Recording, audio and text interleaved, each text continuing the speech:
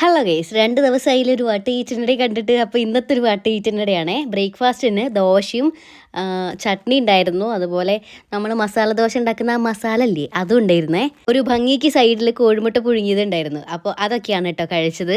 പിന്നെ ഒരു 11 മണിക്കായപ്പോൾ ഒരു കഷ്ണം വാട്ടർ മെലൺ കഴിച്ചു കേട്ടോ. ഇംഗ്ലീഷ് വേണ്ട, വത്തക്ക കഴിച്ചു. ഉച്ചയ്ക്ക് ഇന്ന് കുറച്ച് റിച്ച് ആയിരുന്നു. അല്ല, റിച്ച് എന്നൊന്നും പറയാൻ പറ്റില്ല.